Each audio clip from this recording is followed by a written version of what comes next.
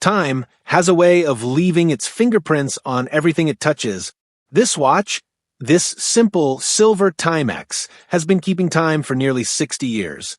But the man who wore it, he stopped counting the hours on a Tuesday morning in 1965. His name was Thomas. Tommy to his friends. Tom to his mother. But to the woman who gave him this watch, he was simply my darling. Every object tells a story. Every scratch, every worn edge, every faded number on a clock face whispers of moments that once mattered to someone. This watch, it carries the weight of a love story that began with a promise and ended with a prayer. I found it 3 months ago, tucked away in the back corner of Henderson's antique shop on Main Street. Mrs. Henderson, 87 years old with eyes that have seen too much and hands that remember everything, placed it in my palm like she was passing along a secret. "This one's been waiting," she said, "been waiting for someone to tell its story." And as I held it, feeling the weight of all those untold hours, I understood what she meant. The inscription on the back is barely visible now, worn smooth by decades of anxious fingers tracing the letters during long, sleepless nights. "To my Tommy, until all the stars fall down, you're Margaret." Margaret, a name that tastes like summer rain and sounds like Sunday morning church bells. She was 22 when she walked into Kellerman's jewelry store in downtown Cincinnati, her grandmother's ring clutched in her sweaty palm, asking if they might take it in trade for something for a young man who was about to leave for a place she couldn't pronounce. Mr. Kellerman, a kind man with gentle eyes behind wire-rimmed glasses, looked at this young woman with her nervous smile and trembling hands. He could have told her the ring was worth 3 times what she needed. Instead, he simply nodded and said, "I think I have just the thing." The Timex wasn't the fanciest watch in the case. It wasn't gold or adorned with diamonds. But it was honest, reliable, built to last, built to keep counting the seconds until someone came home. "Will it keep good time?" Margaret asked, her voice barely above a whisper. "The best," Mr. Kellerman assured her. "No matter how far he travels, no matter how long he's gone, this watch will keep your time together." She gave it to him on their last night together, sitting on the bench beneath the old oak tree in Riverside Park. The same bench where he'd first kissed her 6 months earlier, where they'd planned their future in whispered conversations and shared dreams. "I want you to have this," she said, her voice steady despite the tears threatening fall. "So, you'll always know what time it is back home. So, you'll always know when I'm thinking of you." "When am I not thinking of you?" he asked, fastening the band around his wrist. 3 o'clock, she said, touching his face. "Every day at 3 o'clock, I'll stop whatever I'm doing and think of you. Promise me you'll do the same." He promised. Of course he promised. That's what you do when you're 24 and in love and believe that love can conquer distance and time and the terrible uncertainty of war. Thomas left for Vietnam on a Thursday morning in March 1965. Margaret stood at the airport gate, watching his plane disappear into the clouds, her hand pressed against her chest where her heart was breaking and mending and breaking again with each breath.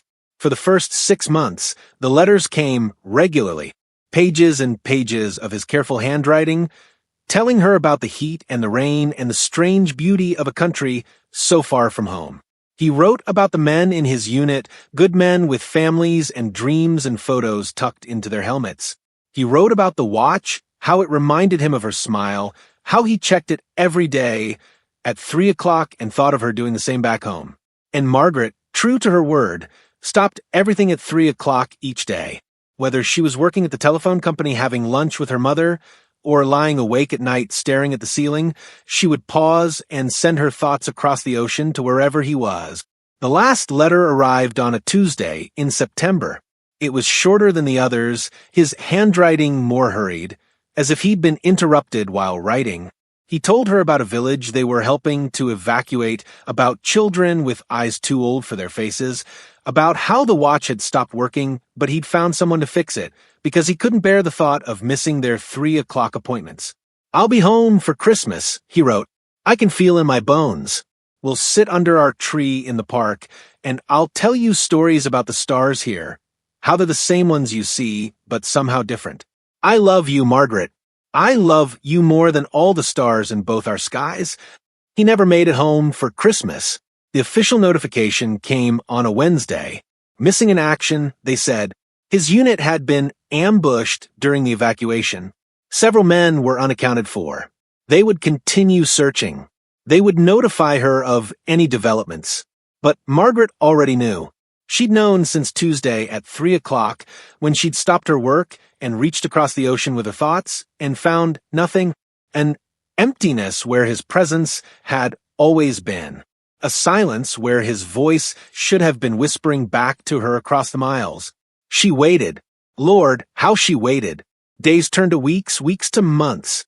Every day at 3 o'clock, she kept their appointment, sending her thoughts to wherever he might be, hoping against hope that somewhere, somehow, he was checking a broken watch and thinking of her too. The official word came 18 months later. Presumed dead. No remains recovered. No personal effects found. As if Thomas had simply vanished into the jungle, leaving behind only memories and a young woman who refused to stop believing in miracles. But sometimes, miracles come wrapped in the most unexpected packages. 22 years later, in a small village outside of Saigon, an old man named Duc was preparing to rebuild his family's ancestral home. While clearing the foundation, his shovel struck something hard, something that didn't belong to the earth, a metal box, corroded by time and weather, but still intact. Inside, wrapped in what had once been a plastic bag, were the personal effects of an American soldier. Dog tags. A photograph of a young woman with kind eyes and a gentle smile. A letter, still in its envelope, never sent. And a watch. A simple silver Timex with a cracked crystal and a worn leather band. Duc had been 16 when the Americans came to his village. He remembered the evacuation, the chaos, the young soldier who had helped his grandmother to safety, carrying her on his back when her legs gave out. The same soldier who had stepped on a hidden mine while helping others to safety. The same soldier whose watch now rested in Duke's weather hands. It took Duke 3 years to track down the address. 3 years of letters to American veterans organizations, to the Red Cross, to anyone who might help him return these items to their rightful place. The photograph helped. The inscription on the watch helped more. To my Tommy, until all the stars fall down, you're Margaret. Margaret was 47 when the package arrived. She'd never married, though she'd come close twice. She'd built a good life for herself, working her way up at the telephone company, buying a small house with a garden where she grew tomatoes and roses. She'd learned to be happy, or at least to find contentment in small pleasures and quiet moments. But she'd never stopped keeping their 3 o'clock appointments. Inside the package was a letter from Duc, written in careful English, telling the story of how he'd found the box, how he'd remembered the young American soldier who'd saved his grandmother's life, how he'd spent years trying to return these items to their rightful home. At the bottom of the box, wrapped in tissue paper, was the watch, still ticking. Margaret held it to her ear and listened to the steady rhythm of seconds passing, the same rhythm that had counted down their last night together, that had measured the distance between his heartbeat and hers across an ocean and a war. She looked at the time. 2:58 p.m. She fastened the watch around her wrist, where it hung loose on her smaller frame, and waited. At exactly 3 o'clock, she closed her eyes and reached across the years to where he waited, and for the first time in decades, she felt him reach back. Margaret wore the watch every day for the next 30 years. She wore it to work, to church, to her sister's wedding and her mother's funeral. She wore it when she finally said yes to Harold, the kind man from the hardware store who understood that some loves are too deep to replace, but that the heart is vast enough to hold both memory and new beginnings. She wore it when she held her first grandchild, when she taught her daughter to drive, when she stood in the cemetery saying goodbye to Harold after 43 years of gentle, grateful love. And every day at 3 o'clock, she kept their appointment. She would stop whatever she was doing, touch the watch face with her finger, and send her thoughts to wherever he was waiting. And she would whisper the same words she'd whispered for more than 50 years. I'm still here, Tommy. I'm still here. When Margaret passed away last spring, her daughter Sarah found a letter tucked inside her mother's jewelry box. It was addressed to whoever finds this watch next, and written in her mother's careful handwriting. The letter told the story of Tommy and Margaret, of 3 o'clock appointments that lasted decades, of love that transcends time and distance, and even death itself. At the end, Margaret had written, "This watch has kept perfect time for nearly 60 years. It has counted the seconds of a great love story, measured the minutes of separation and loss, and marked the hours of a life lived in faithful remembrance." If you're reading this, then the watch has found its way to you for a reason. Listen to its rhythm, feel its weight, and remember that some things are built to last forever. Sarah brought the watch to Mrs. Henderson's shop because she couldn't bear to keep it, but couldn't bear to throw it away either. Mrs. Henderson, who had known Margaret since they were girls, understood immediately. Some things, she said, placing the watch gently in the display case, are meant to find their way to the right person at the right time. And that's how I found it. How it found me. I've been wearing Thomas's watch for 3 months now. I've learned to wind it carefully each morning, to listen to its steady heartbeat throughout the day. I've learned something else too. Every day at 3 o'clock, I stop whatever I'm doing. I close my eyes and think about Tommy and Margaret, about Duke and his grandmother, about the strange and beautiful ways that love travels through time. I think about the millions of 3 o'clocks they shared across decades and continents, proof that some promises are stronger than circumstance. And sometimes, in the quiet space between seconds, I swear I can feel them both there, together at last, no longer separated by ocean or time or the terrible accident of war. I feel them in the steady tick of the watch, in the weight of it on my wrist, in the certainty that some loves are indeed built to last forever. The watch still keeps perfect time.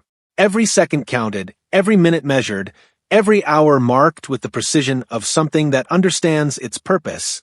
It's not just keeping time now, it's keeping faith.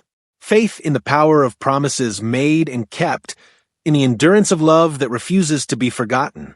Tomorrow, when 3 o'clock comes, I'll stop what I'm doing. I'll close my eyes and add my thoughts to the thousands of 3 o'clock appointments that came before.